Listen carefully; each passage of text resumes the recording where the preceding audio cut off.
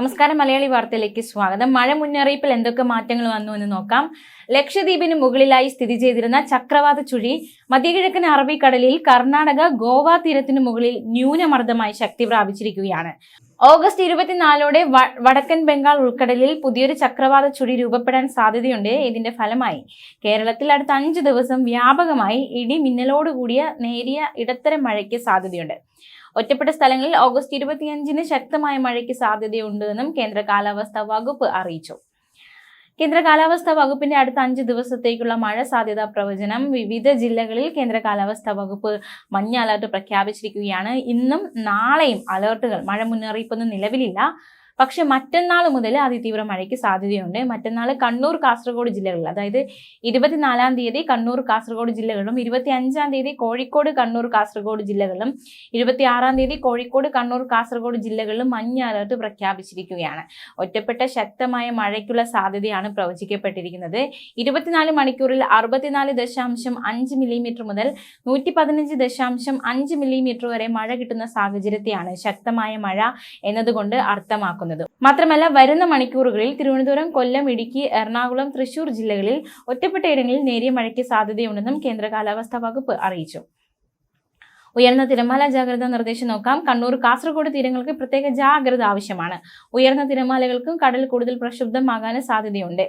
കേരള തീരത്ത് ഇന്ന് രാത്രി 11:30 വരെ 2.7 മുതൽ 3.1 മീറ്റർ വരെ ഉയർന്ന തിരമാലയ്ക്കും കള്ളക്കടൽ പ്രതിഭാസത്തിനും സാധ്യതയുണ്ടെന്നും ദേശീയ സമുദ്രസ്ഥിതി പഠന ഗവേഷണ കേന്ദ്രം അറിയിച്ചു. ലക്ഷദ്വീപിലെ അഗത്തി, അമിനി തീരങ്ങൾക്കും ഉയർന്ന തിരമാല ജാഗ്രതാ മുന്നറിയിപ്പ് നൽകിയിട്ടുണ്ട്. ഈ പ്രദേശങ്ങളിലെ മത്സ്യത്തൊഴിലാളികളും തീരദേശവാസികളും പ്രത്യേക ജാഗ്രത പാലിക്കണം.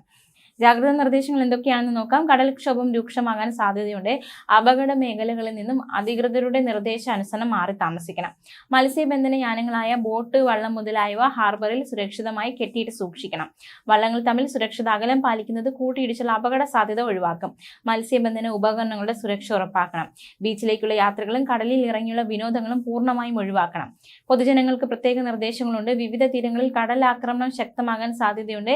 അപകട മേഖലകളിൽ താമസിക്കുന്നവർ ജാഗ്രത പാലിക്കണം. ആവശ്യമായ സാഹചര്യത്തിൽ മാറി താമസിക്കണം. മത്സ്യബന്ധന ഉപാധികൾ സുരക്ഷിതമാക്കി വെക്കണം. അടച്ചുറപ്പില്ലാത്ത വീടുകളിൽ താമസിക്കുന്നവരും മേൽക്കൂര ശക്തമല്ലാത്ത വീടുകളിൽ താമസിക്കുന്നവരും വരും ദിവസങ്ങളിലെ മുന്നറിയിപ്പുകളുടെ അടിസ്ഥാനത്തിൽ സുരക്ഷയെ മുൻകരുതി മാറി താമസിക്കാൻ തയ്യാറാകണം.